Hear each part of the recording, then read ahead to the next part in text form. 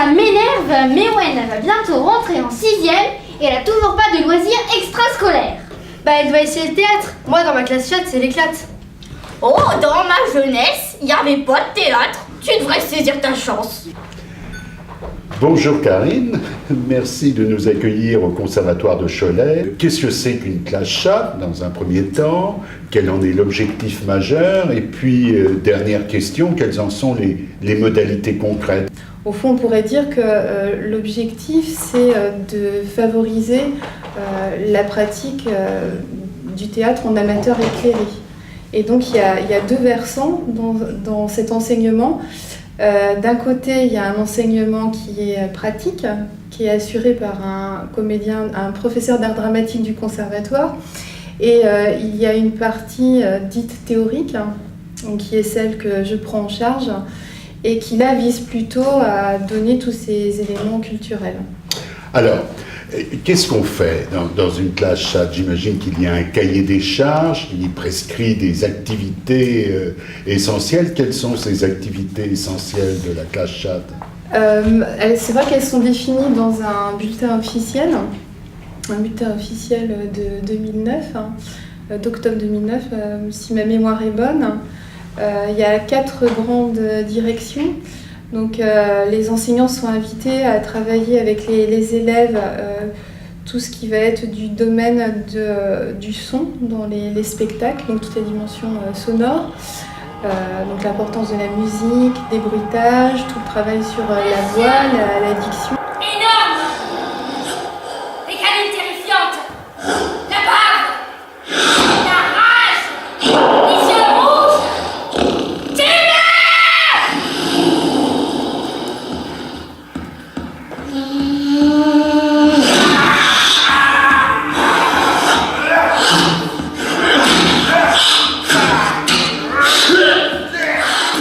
Ce qui m'intéresse, c'est comment vous pourriez, vous, utiliser quelque chose que vous avez remarqué dans le spectacle. C'était la présence de cet acteur qui était vraiment présent sur scène, très visible sur scène, mais qui au fond ne jouait pas à proprement parler, mais faisait des bruitages. Comment vous allez faire entendre du son? Quels sons vous allez faire entendre? Est-ce que ça va être uniquement des sons qui ont un rapport avec l'histoire que vous racontez? Ou est-ce que ça ne peut pas être non plus des sons qui vont contribuer à créer une ambiance? Un deuxième aspect, c'est tout ce qui va concerner le traitement de l'espace. Donc il s'agit d'amener les élèves dans des salles de spectacle, de leur faire voir que ces salles peuvent avoir des aspects très, très variés, que le théâtre c'est aussi une architecture particulière qui a évolué au cours du temps. Faire prendre conscience que la dimension visuelle peut mettre en jeu des éléments qui sont d'ordre numérique. Arrête! Voilà, crétine! Pour un soir, on va côtoyer des rois et des princes et tous les personnages importants de ce pays. Après, il s'agit de revenir sur les spectacles pour vérifier s'ils ont bien compris l'histoire dont il était question. Ou alors pour écouter aussi l'histoire qu'ils se sont inventée finalement en regardant le spectacle. De voir si cette fois-ci vous avez bien compris l'histoire. Désormais, maintenant on a parlé davantage de cette histoire. Bien, qu'est-ce que vous en avez retenu? Vous allez jouer la partie du résumé qui vous est impartie. Donc groupe 1, 2, 3. Donc allez-y, mettez-vous en groupe et préparez cette activité. Et puis le quatrième axe d'études stipulé dans les programmes va concerner l'étude des textes. Donc alors évidemment, l'étude des textes est très, elle est un peu déterminée par les spectacles qu'on va voir. On choisit les textes qu'on va étudier plutôt en fonction des spectacles qu'on a vus. Et aussi en fonction finalement du programme de français et d'histoire des arts. Bon, en 2008, il y a eu l'histoire des arts qui a été instaurée. En 2017, donc 16-17, cette rentrée, la réforme des collèges. Est-ce que la classe chat a été un peu concernée par cela? Est-ce qu'elle a même trouvé un rôle différent au sein de l'établissement? En ce qui concerne l'histoire des arts, c'est clair que dès que les élèves vont voir un spectacle où ils voient des acteurs qui dansent, des acteurs qui chantent, des acteurs qui peignent en direct. C'était le cas il y a très récemment, là, au mois de décembre, dans un spectacle qu'on est allé voir. Ils comprennent que le spectacle déjà en soi est très souvent interdisciplinaire. Il fait intervenir différentes pratiques artistiques. Et le travail du prof de pratique, c'est aussi de montrer que l'interdisciplinarité, elle ne se joue pas simplement dans les œuvres, mais entre les œuvres, montrer les résonances qu'il peut y avoir entre une comédie musicale et une pièce, entre une pièce et une chanson. Donc là, c'est sûr que ça favorise l'entrée dans l'histoire des arts. Mais je pense que par rapport à la réforme, puisque vous en parlez, je pense vraiment que ces classes horaires aménagées théâtre font beaucoup travailler les élèves autour de la mémorisation, la concentration, la maîtrise orale, oui, comment s'exprimer de manière à l'aise devant un public. Je me concentre sur la puissance de ma voix, ça doit venir de là. Ok, dites pas votre texte de la gorge, de la tête, d'accord? Ouvrez grand, faites des grandes, prenez des respirations. Et parlez sur la respiration, soyez puissante, on y va. Oh, hé, dis! Et si nous prouvions qu'elle est la criminelle? La blonde! Elle est embarrassante! Ça fait aussi beaucoup intervenir la capacité à travailler avec les autres, le respect de l'autre. Et alors là, ce sont vraiment des compétences qu'on nous demande de travailler avec la réforme là, et surtout le socle. Donc oui, je pense que là, vraiment, il y a quelque chose qui se joue, un enjeu majeur. Ouais. Attendez, je vais passer. Non, il rejoint et après il fait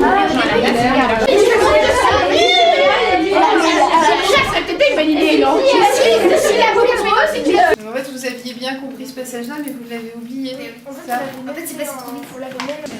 Vous mettez la date d'aujourd'hui et j'attends de vous que vous fassiez un retour sur le premier exercice. Qu'est-ce que vous avez désormais compris? Peut-être que vous n'avez pas très bien compris en voyant le spectacle et après à la lecture du résumé.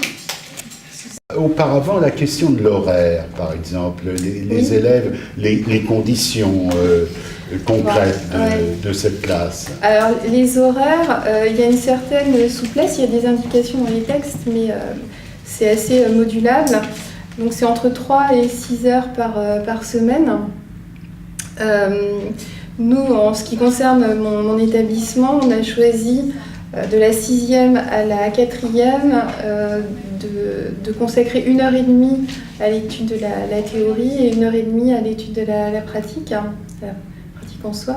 Et en 3e, c'est 2 heures de pratique et 1h30 de théorie. Bon, vous m'avez convaincu, je suis par exemple professeur de collège et je voudrais à mon tour ouvrir une classe chatte. Alors j'ai 2 questions là à vous poser.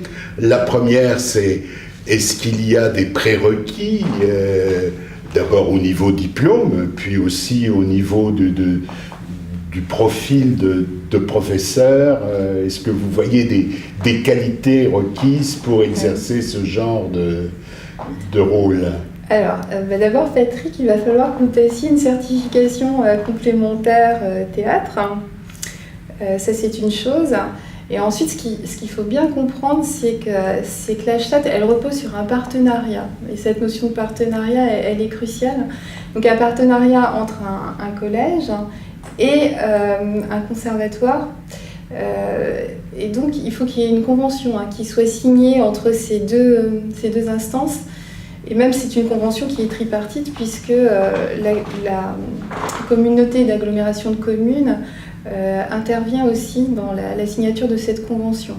Donc, il faut que votre établissement scolaire, vous mettiez en quête d'un partenaire culturel, et puis que vous réussissiez à recueillir ces trois signatures. Cette convention d'ailleurs devra aussi être visée par la DRAC. Il vaut mieux être disponible parce que les spectacles ils ont souvent lieu le soir, en dehors du temps scolaire. D'ailleurs, le temps, c'est quelque chose qu'il faut savoir maîtriser. à la fois, il faut être très, très rigoureux, donc tenir un agenda de manière très scrupuleuse, parce que il faut bien faire attention aux dates des spectacles, qu'il n'y ait pas de dates qui se chevauchent, qu'ils soient quand même bien répartis dans l'année. Prévoir des interventions avec les comédiens si possible aussi. Donc à la fois il faut être très, très rigoureux, mais il faut aussi être très souple parce que il se passe des tas de choses dans la vie d'un établissement scolaire, dans la vie d'un conservatoire, dans la vie des comédiens qui interviennent dans les différents spectacles. Donc il faut à la fois avoir ces deux qualités, je pense. Et puis, sans parler des qualités personnelles du professeur de pratique, il faut aussi que ce professeur il soit bien entouré, car ça n'est pas quelque chose qui va bien marcher uniquement grâce à ce que le professeur va faire. Par exemple, c'est très important que l'équipe de direction d'établissement soit impliquée dans le dispositif, ne serait-ce que parce qu'il faut des accompagnateurs pour les spectacles, donc il faut trouver ces accompagnateurs. Ça peut être d'autres enseignants, ça peut être des parents, mais tout ça s'organise. Et donc cela revient aussi à l'équipe de direction. Là, il y a un suivi quand même à avoir qui est important. Donc des qualités relationnelles, des qualités organisationnelles également. Qu'est-ce que ça vous apporte, vous, en tant qu'enseignant? Vous me disiez que c'était vraiment quelque chose qui vous tenait particulièrement à cœur et qui avait été un plus pour vous faire aimer ce métier que vous aimiez déjà. Mais je pense que c'est un métier, l'enseignement du théâtre m'a permis de revoir ma manière d'enseigner aussi la littérature en français. C'est-à-dire que j'étais amenée à explorer et à expérimenter d'autres manières de faire que les manières de faire traditionnelles. C'est-à-dire qu'on n'est plus nécessairement en face des élèves, ils ne sont plus nécessairement assis, moi, debout, en train de dispenser un savoir descendant.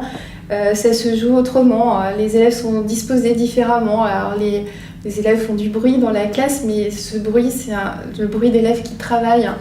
J'apprécie beaucoup finalement les échanges qui ont lieu entre eux. On a beaucoup plus un savoir qui finalement se construit entre pairs qu'un savoir comme ça qui est descendant. Et puis personnellement, je suis toujours très surprise de voir à quel point les élèves comme ça, mis entre eux, ont un imaginaire qu'ils arrivent à nous faire partager et à rendre presque réel certaines fois par les propositions qu'ils font. Moi, je trouve que ça dépoussière la littérature, ça dépoussière le cours de français. C'est vraiment une manière d'enseigner qui réserve plein de surprises. Et maintenant, plusieurs témoignages, celui des professeurs intervenants du Conservatoire du Choletais, celui d'anciens élèves et celui de Patrick Laudet, inspecteur général de l'Éducation nationale, chargé du théâtre. Qu'est-ce qu'il y a de particulier dans ce public que vous suivez déjà depuis quelques années? Bon, déjà, on est déjà dans une école, donc on va attendre d'eux certainement une rigueur plus que quelqu'un qui fait ça sous forme de loisir. La rigueur est sur l'articulation, et sur la pose de voix, et sur le repère de l'espace dans l'espace. Voilà, moi je vais vraiment travailler là-dessus. Et sur le groupe aussi, on en a parlé tout à l'heure. Voilà, sur la création du groupe, où il faut qu'ils apprennent à s'écouter, à travailler ensemble, à composer ensemble. Et donc déjà, voilà, on est dans tout ce travail de groupe. Et ensuite, on va travailler sur un support texte. C'est un super pont pour pouvoir, justement, après il y a le bac, et pour pouvoir accéder à l'option théâtre, ils ont un bagage, mais vraiment puissant pour être dans le jeu. Ils ont une analyse du théâtre qui est forte, et enfin, voilà, ils ont de l'expérience. Oui. Qu'est-ce qu'il y a de particulier avec ce public ? Déjà, c'est la collaboration avec une professeure de lettres qui travaille avec eux. Donc il y a tout un aspect sur la culture générale, sur l'apprentissage du théâtre, mais aussi au niveau culture générale, au niveau théorique, entre guillemets, parce que C'est-à-dire que les élèves de classe aménagée théâtre, de Chatte, ont la particularité vraiment de travailler le théâtre, de réfléchir aux fondamentaux du théâtre, de lire des textes sur le théâtre, d'avoir tout un corpus avec la prof de français, qui n'est pas le cas par exemple des élèves qui viennent simplement le soir qui ont choisi de faire du théâtre, qui n'ont pas toujours cette approche double. Oui, l'exigence n'est pas la même non plus. Je dirais que l'exigence au niveau du jeu, elle est la même, mais il y a une approche vraiment, il y a une culture générale, il y a un socle culturel que n'ont pas toujours les élèves qui viennent et qui est vraiment intéressant par rapport aux classes au Chatte. Donc ils ont une analyse assez pointue du théâtre et des spectacles et ils ont petit à petit une culture qui se crée, surtout des avis de plus en plus intéressants sur le théâtre. Madame Launay nous a dit que tu avais eu la chance de suivre tout le cycle des 4 années de classe Chatte. Je crois même que tu es un pionnier puisque tu faisais partie de la première promotion, si je ne me trompe pas. Qu'est-ce que tu en retiens? Qu'est-ce que ça t'a apporté ces 4 années-là? D'abord, les 4 années de théâtre, ça a apporté une confiance en soi. Oui. Avoir aussi, grâce aux parties théoriques, un regard critique sur le monde qui nous entoure et pas que sur le théâtre. Donc on a aussi travaillé sur les films, la musique et du coup on a eu tout un apprentissage sur autant le milieu artistique et tout ce qu'il y a autour. Donc on a appris aussi à comment se servir de l'espace scénique, comment l'aménager et comment interpréter. Donc ça a été un grand plus en français. Au collège et au lycée. J'ai fait pendant l'année de 3e classe horaire aménagée théâtre l'initiation donc au conservatoire et là je continue au lycée donc en option théâtre et en plus en cycle 1. Donc tu comptes présenter l'option théâtre au bac par exemple? Si j'en ai la chance, oui j'aimerais bien. C'est possible, ne serait-ce qu'en candidat libre. Oui. Comment êtes-vous arrivé dans cette classe? Parce que c'est une chance, mais en sortant de CM2, vous êtes venu donc en 6e dans cette classe-là. Qu'est-ce qui a un peu poussé vos parents? Est-ce que vous vous en souvenez? Comment ça s'est fait? C'était très naturel en fait. On nous avait proposé dès le CM2 pour ceux qui souhaitaient rentrer au lycée, au collège Clémenceau, qu'il y avait une nouvelle option, donc justement cette classe Chatte. Et donc comme j'ai été attirée par le théâtre et mes parents me disaient que ça pouvait être une opportunité qui ne se représenterait pas, je me suis dit pourquoi pas essayer, puis on verra ce que ça donne. Et ensuite vous n'avez pas été déçus? Pas du tout, non. C'était l'ambiance, au début c'était un petit peu tendu, on était petits et puis on se connaissait pas, donc mais c'était... Oui. Moi, je vais pas regretter. En collège, il existe des classes à horaire aménagé théâtre. Elles peuvent même être commencées à l'école primaire. Et j'espère que la réforme du collège, le cabinet de la ministre s'est prononcé sur la légitimité des classes horaires aménagé théâtre. La réforme du collège, qui doit trouver ses modes de mise en œuvre, permettra de développer les classes horaires aménagé théâtre de manière à ce que, on l'a un peu dit ce matin, autour des options de lycée qui ont été pionnières, ce soit toute, je dirais, la chaîne de l'école primaire jusqu'à l'université. Je veux saluer aussi Michel Zanotti qui a installé aussi dans les classes préparatoires littéraires les options théâtre. Donc on peut être maintenant en Cagne. On va ouvrir une option théâtre à Bordeaux l'année prochaine. Donc je crois qu'il faut vraiment consolider tout ce qui a été construit parce que vous voyez, là, il y a un potentiel. On a les textes. On peut faire des classes à horaire aménagé théâtre en collège.